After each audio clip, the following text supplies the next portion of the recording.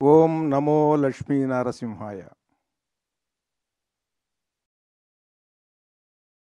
సినిమాలు చూసే ప్రేక్షకులు ఈ సినిమా చూడకపోతే మిగతా సినిమాలు చూడటం వేస్ట్. ఇక చూడకండి మిగతా సినిమాలు. ఈ సినిమా చూస్తేనే మిగతా సినిమాలు చూసే అర్హత మీకు. సినిమాలు చూడని వాళ్ళు ఉంటారు పిల్లలు. నేను 10వ ఏట పలానా సినిమా చూశాను, 11వ ఏట పలానా సినిమాని చూశాను అని చెప్పుకుంటారు పెద్ద అయిన తర్వాత, నా మొట్టమొదటి సినిమా అని. అలాంటి పిల్లల్ని తీసుకొచ్చి మొట్టమొదటి ఈ సినిమా చూపించండి వాళ్ళకి. సినిమాలు ఇంకా ఇప్పుడేం సినిమాలు చూస్తామండి అని ఒక 80 ఏళ్ళు లేదా 75 ఏళ్ళు బాగా మెచ్యూరిటీ వచ్చి ఐఏఎస్లు ఐపీఎస్లు వేరే వేరే బిజినెస్ పీపుల్ అందరూ కూడా రిలాక్స్ అయిపోయిన వాళ్ళు సినిమాలు ఏం చూస్తాం అనుకుంటారు. మీరందరూ కదిలొచ్చి ఈ సినిమా చూడండి. సెక్స్, వైలెన్స్ ఈ రెండిటి మీద ఆధారపడినటువంటి సినిమాలు నడుస్తున్నాయి ప్రపంచవ్యాప్తంగా. మన దేశం కాదు, మన భాష కాదు. సెక్స్ ఎప్పుడు చేయాలి అనేది ఎవరికన్నా తెలుసా? ఎలా చేయాలి అనేది మీరు యూట్యూబ్లోకి వెళ్తే బోల్డంత ఉంటుందండి. ఎప్పుడు చేయాలి, ఎప్పుడు చేస్తే ఏ రకమైన రిజల్ట్ ఉంటుంది అనేది ఎవరికన్నా తెలుసా? అక్కడ తీసుకున్నాడండి ఆ డైరెక్టర్ గారు. వాళ్ళ ప్రపంచానికి ఏం కావాలో, స్త్రీ పురుషుల మనోభావాల యొక్క ప్రభావం గర్భవతి మీద ఎలా ఉంటుంది, లోపల ఉండేటువంటి శిశువు మీద ఎలా ఉంటుంది అనేటువంటిది అది మూలం. నరసింహస్వామి కథ దాని మూలం అక్కడ ఎత్తుకున్నటువంటి ఆ మహానుభావుడు అండి ఆ డైరెక్టరు. సెక్స్ అనేటువంటిది సృష్టికి మూలం. అందరికీ కావాలది. అందరూ ఆరాటపడతారు.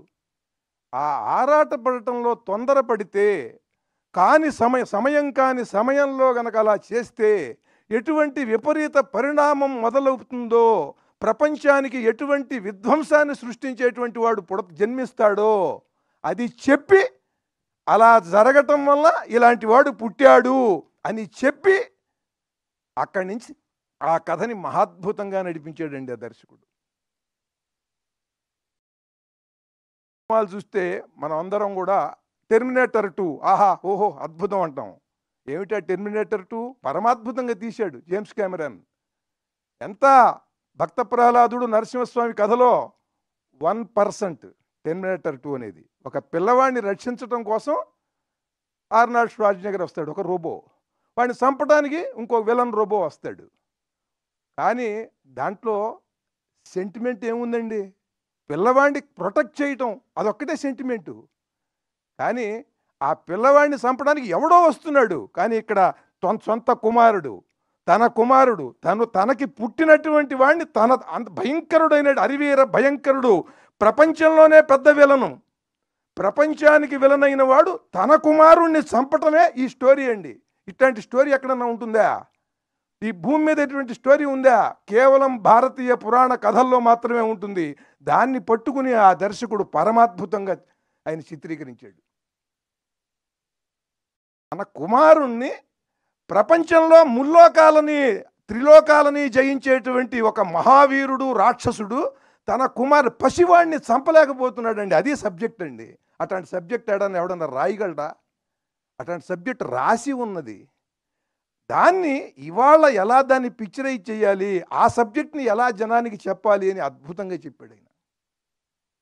తర్వాత భూదేవిని ఆయన అద్భుతంగా చూపించాడండి. ఎంత మనోహరంగా, ఎంత సుందరంగా ఉన్నదంటే భూదేవి క్యారెక్టరు, గ్రాఫిక్స్లో, యానిమేషన్లో ఆ భూదేవి యొక్క సౌందర్యం ఏమిటి, ఆవిడ యొక్క తత్వం ఏమిటి, క్యారెక్టరైజేషన్ ఏమిటి అనేది ఆవిడ యొక్క లక్షణాల్లోనే చూపించాడు ఆయన. హిరణ్యాక్షుడు, అలాగే హిరణ్యాక్షుడిని చంపినటువంటి వరాహస్వామి, ఆ ఫైట్ మామూలు పరమాద్భుతం. అది పందిని సహజంగా మనం అందరం కూడా నిందించడానికి ఉపయోగపెడతాం. అరే వెధ పంది పోరా అని. ఇవాళ ఎవరన్నా పంది అని నిందించాలంటే భయపడతామండి. ఈ వరాహస్వామిని చూసిన తర్వాత అంత భక్తిభావం కలుగుతుంది. అంత పరమాద్భుతంగా చిత్రీకరించాడు ఆయన. అసలు ఆ ఫైట్స్, ఆ విజువల్స్, దానికి సింక్ అయినటువంటి ఆర్ఆర్ మహాద్భుతం, పరమాద్భుతం. దివ్యాద్భుతం. ఇది డివైన్ వండర్. ఈ ఫిలిం అందరి ఊహకే అందదు. 1000 కోట్ల రూపాయల బడ్జెట్ ఇచ్చినా ఒక దర్శకుడు ఇట్లాంటి సినిమా చేయలేడు. దానికి లోపల నుంచి పుట్టాలి. జన్మ సంస్కారానికి తోడు జీవితంలో తప్పించాలి ఒక కళ కోసం. అలా కళ కోసం తప్పించి ఆ నరసింహస్వామి కథని ఆస్వాదించి భారతీయ పురాణ కథల్ని, ఇతిహాసాల కథల్ని బాగా అర్థం చేసుకుని తీసినటువంటి సినిమా ఇది. నరసింహస్వామి ఫైట్ ఉంటుంది. అటువంటి ఫైట్ మనం ఎక్కడా చూడమండి. ఎంటర్ ది డ్రాగన్లో చూసినటువంటి ఫైట్స్ మనందరి హృదయాల్లో ఉన్నాయి. పెద్దవాళ్ళు కానీ ఇవాళ ఈ తరం వాళ్ళు కానీ ఆ ఫైట్స్ వాటి వ్యవహారం వేరు. ఈ ఫైట్స్లో ఇవన్నీ కూడా భూమి మీద జరిగేటువంటి ఫైట్స్ అవన్నీ మిగతా సినిమాల్లో. ఇది అలా కాదు. ఇది లోకాతీతమైనటువంటి శక్తి, లోకాలను జయించేటువంటి శక్తి. ఆ రెండింటి మధ్యన ఉండేటువంటి ఆ హీరో, ఆ విలన్, వాటి మధ్యన ఉన్నటువంటి ఆ ఫైట్ని ఆయన తీశాడండి. చాలా నరసింహుడుగా ఎలా చేసి ఫైట్ చేశాడు, యోగ నరసింహుడుగా ఎలా ఫైట్ చేశాడు. యోగ నరసింహుడు అంటే మనం తిరుపతి వెళ్ళినప్పుడు ఆ హుండీకి పక్కన ఉంటుంది, చందనం అది అరగదీస్తుంటారు, మనందరికీ తెలుస్తుంది ఆ విషయం. ఆ యోగ నరసింహుడి ఫైట్ ఏమిటి?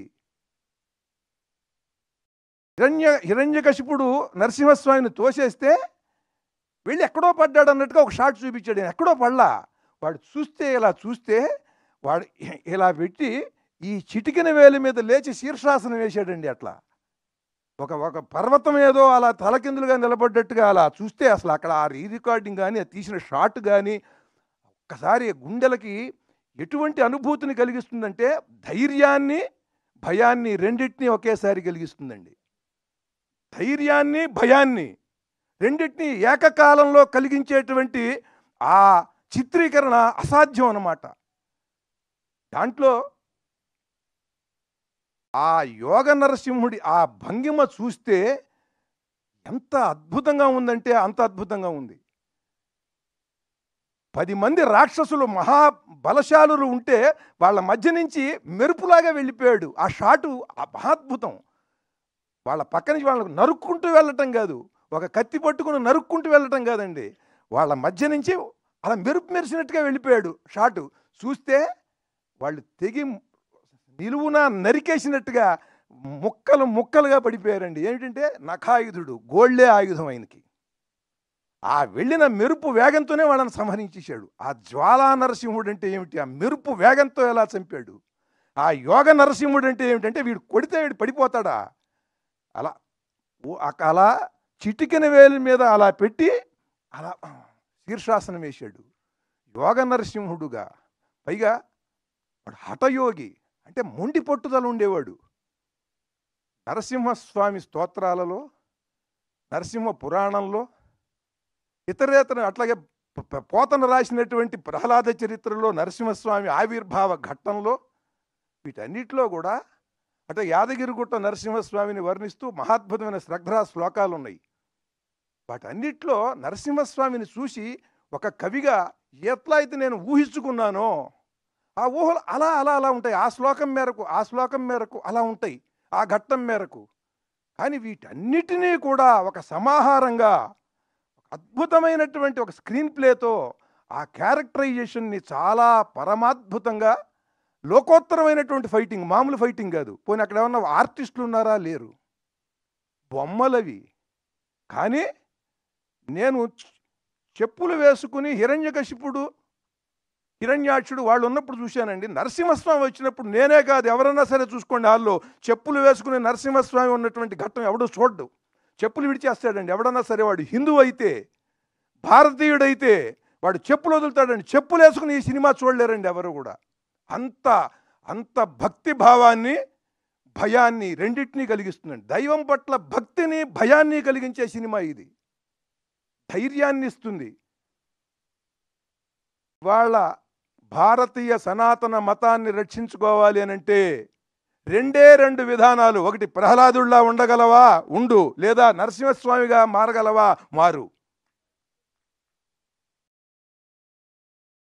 అటువంటి స్థితిని ఈ సినిమా పౌరాణిక కథగా చూపిస్తూ కూడా ఆ సనాతనత్వాన్ని, భక్తి భక్తి పరమభక్తి, అంకిత భావం, భక్తి, దృఢమైనటువంటి భగవద్ విశ్వాసం, దాన్ని ప్రహ్లాదుల్లో చూపిస్తూ, నువ్వు పిలిస్తే, నువ్వు అచంచలమైనటువంటి విశ్వాసంతో ఉంటే ఎక్కడ పడితే ఎక్కడ నుంచి అంటే అక్కడి నుంచి నేను వస్తాను అని చెప్పినటువంటి నరసింహస్వామి ఆ ఇద్దరి కథని తీసుకుని చాలా చక్కగా ఈనాటి సమాజానికి కావాల్సినట్టుగా, ఏమి ఫైట్స్ అండి, అది చూసి తీరాలి. ఫైట్లో అంటే మీకు భక్త ప్రహ్లాద కథ ఉన్నది.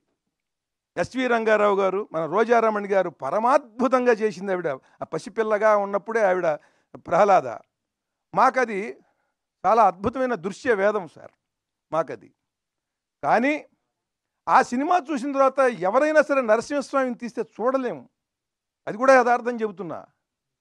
మాకు అంత గొప్ప కథ, పరమాద్భుతమైనటువంటి శ్రావ్య మధురమైన సంగీతం, అమృతం చెవులో పోసినట్టుగా ఉంటుంది.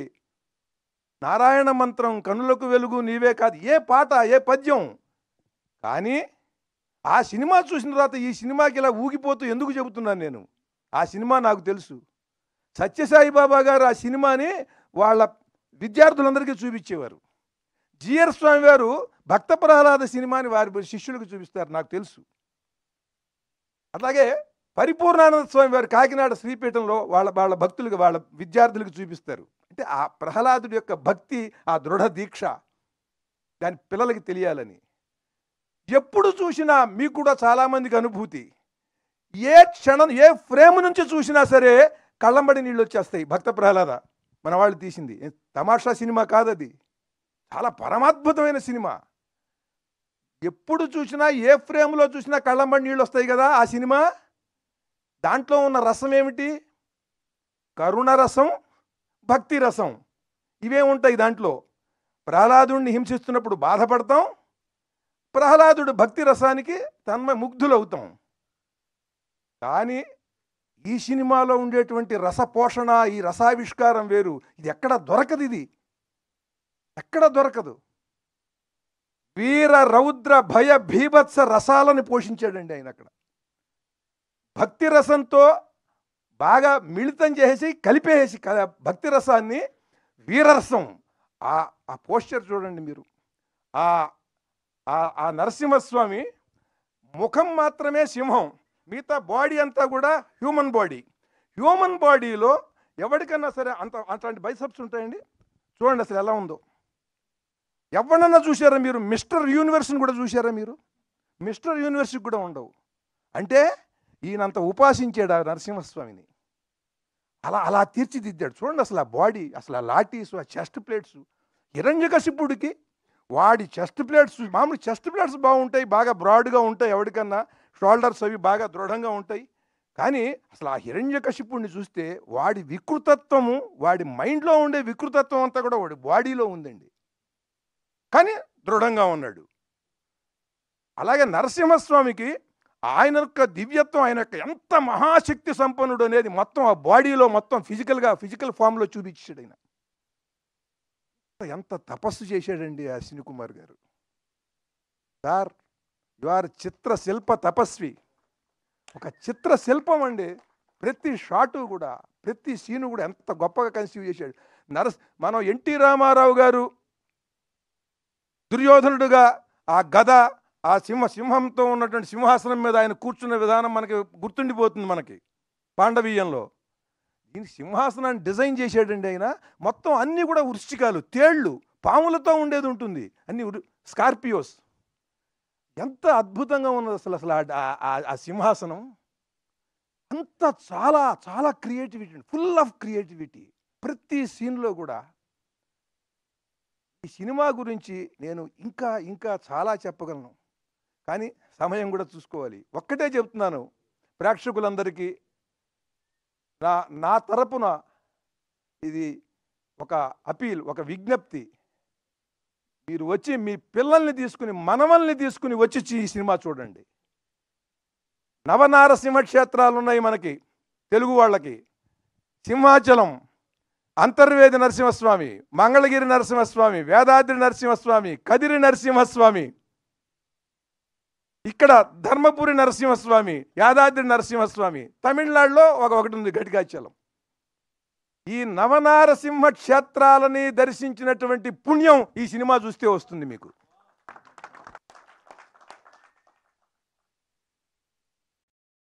మీ పిల్లలు ఎలా ఉండాలో, ధర్మబద్ధంగా ఎంత దృఢంగా ఉండాలో, ఒక దేశం గురించి కానీ, ఒక సత్యసంధుడి గురించి కానీ, ఒక ధర్మం కోసం పాటుపడేవాడి గురించి కానీ తెలుసుకుని వాడి పట్ల విశ్వాసంతో ఎటువంటి అభిమానాన్ని కలిగి ఉండాలనేది ఈ ప్రహ్లాదుడి చరిత్ర చూస్తే తెలుస్తుంది.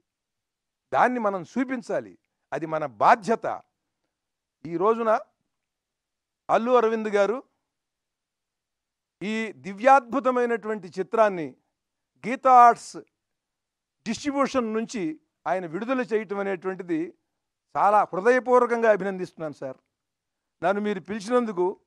ఈ సినిమా ప్రెస్ మీట్కి వచ్చినప్పుడు నేను ఇప్పుడు ఈ మాట్లాడేదంతా కూడా యాదగిరిగుట్ట నరసింహస్వామి దేవాలయానికి పిలిచి అక్కడ నరసింహస్వామి శతకం గురించో, నరసింహస్వామి స్తోత్రాల గురించో చెప్పమంటే ఎలా చెబుతున్నానో, ఎలా చెబుతానో అలా చెబుతున్నట్టు ఫీల్ అవుతున్నాను నేను. ఇక్కడ ఇది ప్రెస్ మీట్ అనుకోవట్లే, నేను నరసింహస్వామి దేవాలయంలో నరసింహస్వామికి సంబంధించిన కథల ప్రవచనం చెబుతున్నాను అనుకుంటున్నాను నేను. అంత అద్భుతంగా ఉన్నది ఈ సినిమా. హృదయాన్ని కరిగించేస్తుంది, హృదయాన్ని శక్తిమంతం చేస్తుంది. అటువంటి భక్తి, వీర, రౌద్ర, భయ, బీభత్స రసాలతో మహాద్భుతంగా తపస్సు చేసి తీసాడైన. ఇది సామాన్యమైన విషయం కాదు. ఆ విజన్ వేరు, ఆ మనిషి వేరు, ఆ దార్శనికత వేరు, ఆ కాన్సన్ట్రేషన్, ఆ డెడికేషన్, ఆ డివోషన్ ప్రతి ఫ్రేములో కూడా నేను చూశా. మీరు ఎన్నో అద్భుతమైనటువంటి వండర్స్ చూస్తున్నాం ఇవాళ గ్రాఫిక్స్లో. Godzilla versus King Kong, King Kong 1, King Kong 2, ఆ తర్వాత ఇదేది స్పేస్ షటిల్స్. ఇక అక్కడ చూస్తే Jedi returns back, empire strikes back, Avengers, ఆ తర్వాత ఇంకో ట్రాన్స్ఫార్మర్స్. ఏమిటంటే దిక్కుమాలింది కార్లు అండి ఇవి. కార్లు ఇటు పడిపోయి వాడు ఒక రోబో అయిపోతాడు, వాడు ఒక రోబో అయిపోతాడు, వాళ్ళిద్దరు కొట్టుకుంటే ఏమిటి అక్కడ వాడి సెంటిమెంట్ ఏమిటి అక్కడ? ఒక పిల్లో ఒక ఆడదో ఉంటుంది, ఒక గర్భవతో ప్రెగ్నెంట్ లేడీయో, వాళ్ళని రక్షించడం కోసం వీడు, వాడిని చంపడం కోసం వీడు. దీనికే మనం అయ్యో అయ్యో అయ్యో అనుకుంటున్నాం. ధర్మం లేదు, త్యాగం లేదు, అంకిత భావం లేదు, ఏమీ లేకుండానే మెస్మరైజ్ చేస్తున్నాడు వాడు. ఆర్ఆర్తో హోరెత్తిచ్చేసి వెళ్ళేవాడు కూడా ఏమంటున్నాడు, ఆ పిక్చర్ అట్టా ఉంటే ఏముంటుంది, నాకు ఎక్సైట్మెంట్ చాలా బాగుంది, సౌండ్ బాగుంది అంటున్నాడు వీడు. అట్లా తయారైపోయారు ప్రేక్షకులు కూడా. వీడికి సౌండ్ బాగుంటే చాలుటండి. వీడు సౌండ్గా ఉండడనే సంగతి వీడికి తెలియదు. అట్లాంటి 4 సినిమాలు చూస్తే చాలు, వీడికి సౌండ్ వినిపించదు. ఏ ఎమోషన్ని, ఏ రసాన్ని ఎలా పండించాలో తెలియాలంటే ఆ రసం గురించి తప్పించాలి. రసం అంటే ఏమిటి? భగవత్ స్వరూపం. రసో వై సహా అని వేదం చెబుతోంది. రసం అంటే వాడేరా భగవంతుడు అని. ఆ రసాన్ని ఉపాసించి దాన్ని ఏ మోతాదులో ఎలా అందించాలి ప్రేక్షకుడికి అంటే వాడు తపస్సు చేయాలి. ఆ దర్శకుడు, ఆ కథా రచయిత అట్లా తపస్సు చేశాడండి అశ్విని కుమార్ గారు. ఆయన తపస్సుకి నమస్కారం. అటువంటి అంకిత భావం, అటువంటి ఏకాగ్రత నాకు కూడా ఇమ్మని ఆ లక్ష్మీ నరసింహస్వామిని నేను ప్రార్థిస్తూ, ఇటువంటి సినిమాని విడుదల చేసినందుకు హృదయపూర్వకంగా అల్లు అరవింద్ గారిని నేను ఆయన్ని అభినందిస్తూ, నమస్కరిస్తూ, శిరసా నమస్కరిస్తూ అశ్విని కుమార్ గారికి. ఎందుకంటే ఇట్లాంటి ఎవరు తీయలేరండి, ఎక్కడో ఉంటాడు. అటువంటి మహానుభావుడికి శిరస్సు ఉంచి నమస్కారం చేయాలి. మహాద్భుతం, పరమాద్భుతం.